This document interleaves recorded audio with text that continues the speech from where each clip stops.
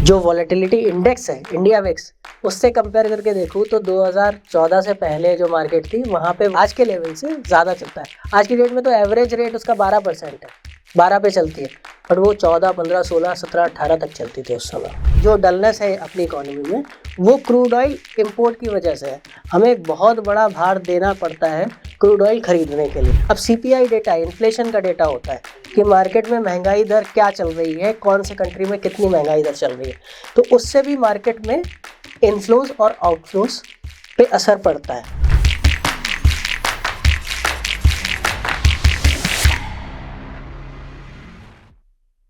Japan में crisis हो गया, ईरान इजराइल वॉर हो गया, यूक्रेन रशिया वॉर हो गया, ये सारे जियोपॉलिटिकल इवेंट्स हैं। इसका मार्केट पर क्या इम्पैक्ट पड़ता है? अगर आप इन्वेस्टर हो तो आपको क्या करना चाहिए? अपने पोर्टफोलियो को बचाएं कैसे? हाय, आई एम योर बंधु शिवम और आज हमारे साथ है मिस्टर शिवाल रस्तोगी, जिन्हें 23 साल का एक्सपीरियंस है और उन्होंने बहुत सारे लोगों की वेल्थ क्रिएशन में हेल्प करी है। तो चलिए शुरू करते हैं। Hello sir. हेलो। अभी हम क्या देख रहे हैं कि अपने पूरे वर्ल्ड में अभी काफ़ी सारे इवेंट्स हो रहे हैं। बहुत सारी कंट्रीज़ में युद्ध हो रहा है, बहुत सारे जियोपॉलिटिकल ऐसे इवेंट हो रहे हैं जिससे कि स्टॉक मार्केट पे इम्पैक्ट पड़ता होगा मेरे अकॉर्डिंग। तो आपका इसमें क्या कहना है? ठीक है, बिल्कुल आप ठीक कह रहे हैं। जियोपॉलिटिकल इवेंट्स का मार्केट पे इम्पैक्ट पड़ता है, चाहे वो कोई सी भी मार्केट हो, बिकॉज आज की डेट में बिजनेस जो है वो ग्लोबल हो चुका है। और ग्लोबल बिजनेस होने की वजह से बहुत सारी कंपनीज ऐसी हैं जो इंटरनेशनली वर्क करती हैं, बहुत सारी इंटरनेशनल कंपनीज हैं जो इंडिया में आके वर्क करती हैं।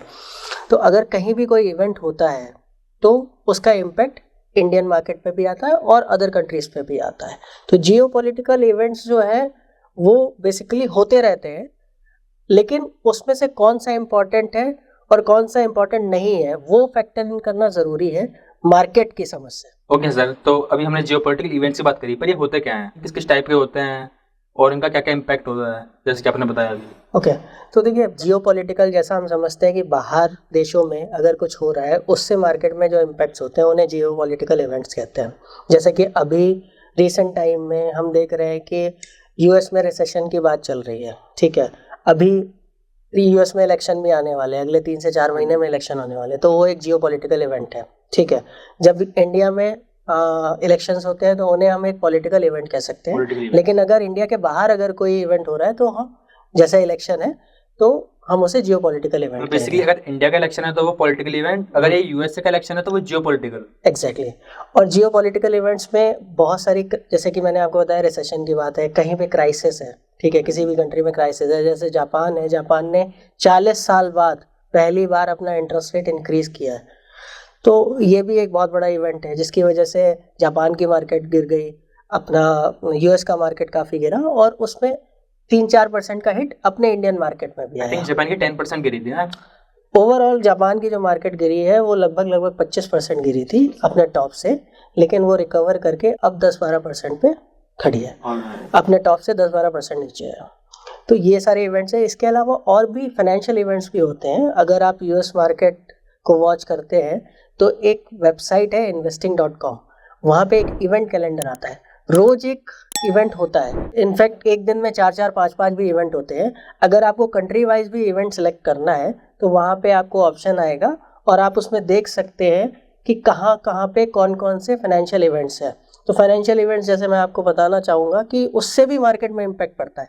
अब CPI डेटा, इन्फ्लेशन का डेटा होता है कि मार्केट में महंगाई दर क्या चल रही है, कौन से कंट्री में कितनी महंगाई दर चल रही है, तो उससे भी मार्केट में इनफ्लोज और आउटफ्लोज पे असर पड़ता है। अगर इन्फ्लेशन बढ़ के आएगी तो बाजार में एक मंदी का संकेत बनाएगी, अगर इन्फ्लेशन घट के आएगी तो बाजार में तेजी का संकेत बनेगा। इसके अलावा एक अनएम्प्लॉयमेंट डेटा आता है यूएस का, वो बताता है कि भाई वहाँ पे एम्प्लॉयमेंट का रेट क्या चल रहा है, ठीक है। होम सेल्स का डेटा आता है जिसमें ये पता चलता है कि वहाँ कितने घर बिक रहे हैं, कितने घर नहीं बिक रहे हैं, ठीक है। एक डेटा आता है नॉन फॉर्म पेरोल्स का डेटा आता है, तो उससे हमें पता चलता है कि भाई वहाँ पे क्या चेंजेस आ रहे हैं बिजनेसेस में। तो इन सब का इम्पैक्ट मार्केट में पड़ता है, ऑल्दो मार्केट में पड़ेगा या गोल्ड सिल्वर में पड़ेगा या किसी भी कमोडिटी में पड़ेगा। अगर मान लीजिए कोई भी इसी तरीके से गल्फ कंट्रीज हैं, गल्फ कंट्रीज में कोई भी लड़ाई हो जाती है तो क्रूड ऑयल शूट अप कर जाता है, ठीक है। अगर मान लीजिए कि कोई साइक्लोन आ गया तो क्या होता है, रिफाइनरीज का होती है, समुद्र के बीच में होती हैं रिफाइनरीज, बिल्कुल, है ना।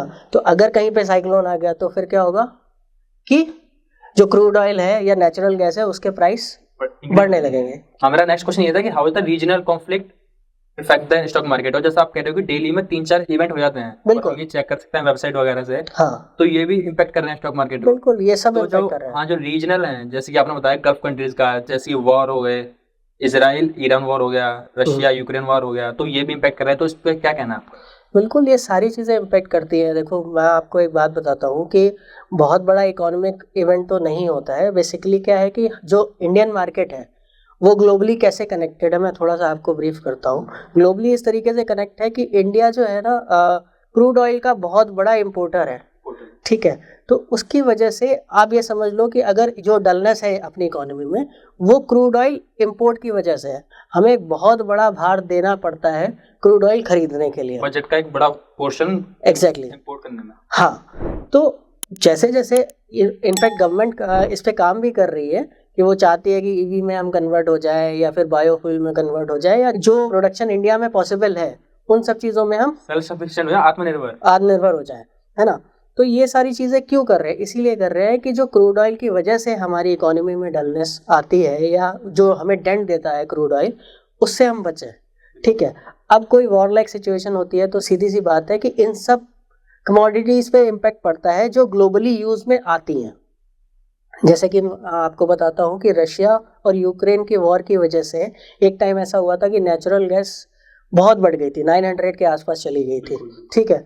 हम जानते हैं कि रशिया ने यूक्रेन को तबाह कर दिया, लेकिन हम में से बहुत कम लोग ऐसा जानते हैं कि रशिया भी तबाह हो रशिया की गया। इकोनॉमी पे काफी इम्पैक्ट आया है। बहुत इम्पैक्ट आया है। इनफैक्ट एक बार को तो 70% तक मार्केट रशिया की गिर चुकी उसमें है। मेजर जो पोर्शन रहा है वो यूएस सेक्शन का रहा है, क्योंकि उनकी जो करेंसी है उसकी वैल्यू काफी जीरो हो गई, आई गेस। हाँ बिल्कुल, उनकी करेंसी की वैल्यू ज़ीरो तो नहीं होगी, मैं ऐसा नहीं कहूँगा ज़ीरो होगी, लेकिन हाँ ये है कि उनकी करेंसी चलना बंद हो गई और कंट्रीज़ में यूज़ करना बंद हो गई। तो उसकी वजह से क्या हुआ कि नेचुरल गैस पे बहुत बड़ा इम्पैक्ट आ गया, क्योंकि उसका प्ले आउट, जो रशिया का प्ले आउट था वो यही था कि अगर मान लीजिए जो यूके एंड यूके से के आसपास के जो कंट्रीज़ हैं, वो अगर यूक्रेन को सपोर्ट करते हैं, तो वो क्या करेंगे कि वो नेचुरल गैस की सप्लाई बंद कर देंगे। जो कि नेटो कंट्रीज हैं। हाँ, उनमें सप्लाई बंद करने की बात की, लेकिन ये आउटप्ले डिफरेंट हो गया। अब उनकी करेंसी में ही फॉल्ट आ गया।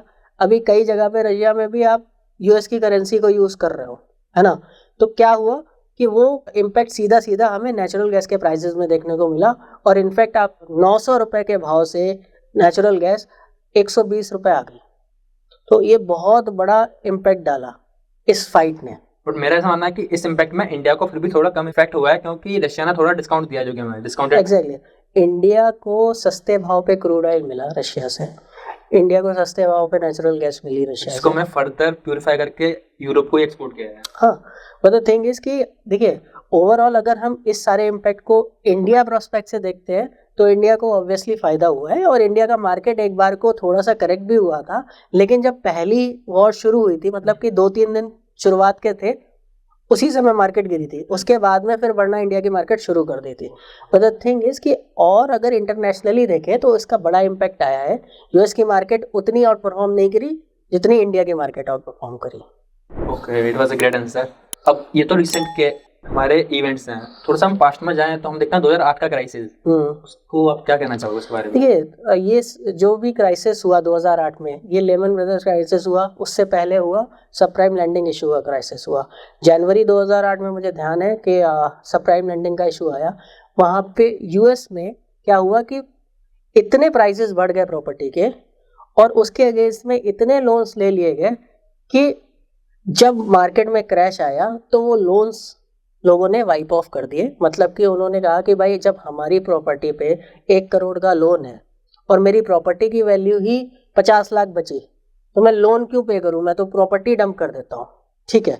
तो बैंक के पास में बेसिकली क्या हुआ कि प्रॉपर्टीज ही हो गई, क्योंकि सबने मना कर दिया कि भाई, जब हमारी 50 लाख की प्रॉपर्टी है तो हम 1 करोड़ का लोन पे ऑफ करके क्या करेंगे, है ना? तो ये सब प्राइम लैंडिंग का इशू आया था, जनवरी में आया था। और उसके बाद में जब ये इशू चला, साथ ही साथ सितंबर 2008 में लेमन ब्रदर्स क्राइसिस आ गई। लेमन ब्रदर्स क्राइसिस एक बहुत बड़ा फंड हाउस हुआ करता था जो डूब गया।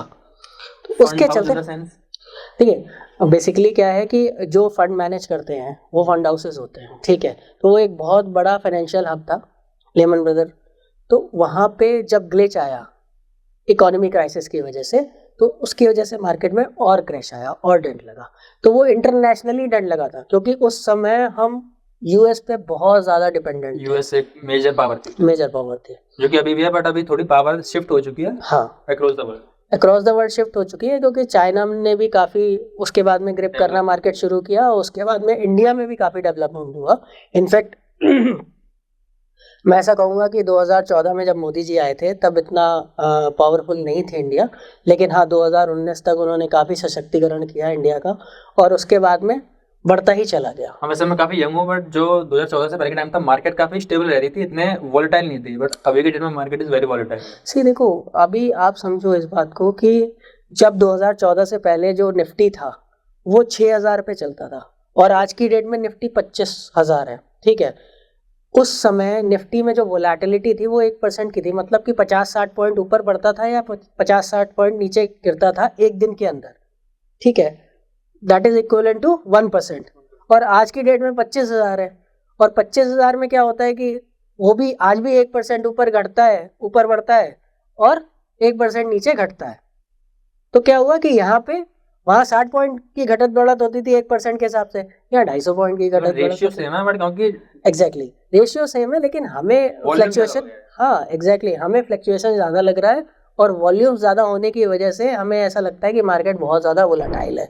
इनफैक्ट अगर मैं जो वॉलेटिलिटी इंडेक्स है इंडिया विक्स, उससे कंपेयर करके देखूँ तो 2014 से पहले जो मार्केट थी वहाँ पे वॉलेटिलिटी इंडेक्स जो है वो यहाँ से आज के लेवल से ज़्यादा चलता है। आज की डेट में तो एवरेज रेट उसका 12% है, 12 पे चलती है, बट वो 14, 15, 16, 17, 18 तक चलती थी उस समय।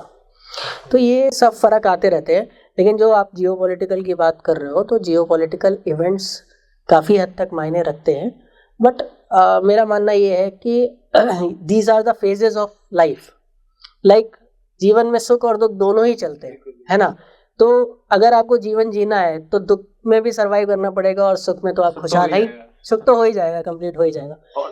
एक इवेंट और जो कि थोड़ा टेक्नोलॉजिकल इवेंट है, जो कि डिजिटलाइजेशन का, ग्लोबलाइजेशन तो हमने बात कर ही ली कि वो तो अब आज की डेट में इकोनॉमी तो पूरी लिंक है सारी कंट्री से। यूएस में कुछ होता है तो इंडिया में इफेक्ट आता है, right. But is it a impact of technology also in stock market? हाँ देखिए, टेक्नोलॉजी का तो बहुत अहम भूमिका है ही। इनफैक्ट आज भी अगर हम सोचते हैं आगे जनरेशन के बारे में और आगे मार्केट के बारे में भी सोचते हैं, तो मेरा मानना ये है कि भाई आज दो सेक्टर बहुत इंपॉर्टेंट हो गए हैं, टेलीकॉम सेक्टर और टेक्नोलॉजी सेक्टर। अगर ये दो सेक्टर हमारे पास में नहीं होंगे तो हम डेवलपमेंट कर ही नहीं पाएंगे। ये आज की डेट में भले ही नहीं चल रहे हैं मार्केट में ये सेक्टर्स, लेकिन आगे आने वाले टाइम में मुझे ऐसा लगता है कि इसमें भी बूम आएगा। Okay, so IT sector is also very important, right. थोड़ा हम पास्ट में जाते हैं। जैसे कि अभी स्टॉक मार्केट काफी डाउन हो गई थी ड्यूरिंग द कोविड पीरियड, कोविड-19 है ना, तो उसके बारे में आप क्या कहना चाहोगे? देखिए, कोविड-19 एक ऐसी सिचुएशन थी जो किसी ने भी फेस नहीं कर की थी। It was unexpected, right. देखिए, हमारे पास में डेटा था कि भाई वर्ल्ड वॉर हुआ, 1 हुआ, 2 हुआ, तब मार्केट में क्या सिनेरियोस प्ले हुआ है, ठीक है। कोई इवेंट, पॉलिटिकल इवेंट होता है, छोटा मोटा इवेंट होता है, तो उसके बारे में भी हमें आइडिया रहता है कि भाई पिछले, हमारे पास डेटा पॉइंट्स हैं कि पिछले इवेंट में कैसा हुआ था, तो we can analyse the things, और उसके बाद में हम उस पर रिएक्शन कर सकते हैं, है ना। अभी जो कोविड-19 का सिनेरियो प्ले हुआ था, तो उस समय तो किसी को समझ ही नहीं आ रहा था। उस समय तो ये लग रहा था कि दुनिया ही तबाह हो जाएगी, दुनिया बचेगी ही नहीं, कोई इंसान ही नहीं बचेगा। तो उस समय तो फाइट सर्वाइवल की थी, उस समय मार्केट से फाइट नहीं थी, उस समय सिनेरियो से फाइट नहीं थी, उस समय तो ये था कि भाई अपनी जान कैसे बचे। प्रायोरिटीज चेंज हो गई थी। हाँ, प्रायोरिटी चेंज हो गई थी। अब आप देखो कि हम लोग कैसे लाइफ स्टाइल में जीते हैं, और उस समय तो हम सब दाल रोटी घर की खा रहे थे, है ना। तो वो सब चेंजेस थे और हम लोगों को पता नहीं था कि क्या होने वाला है। इस वजह से वहाँ पे जो मार्केट ने आउटप्ले किया है वो इनविंसिबल था, और किसी को भी नहीं पता था कि ऐसा मार्केट चलने वाला है। अब सर, कोविड की बात हमारी हो गई। कोविड में तो it was a global impact, right. एक जो और ग्लोबल इम्पैक्ट था, बट वो स्पेसिफिक था कंट्री पे, बहुत फेमस है 9/11। तो उस पर आपका क्या व्यू है?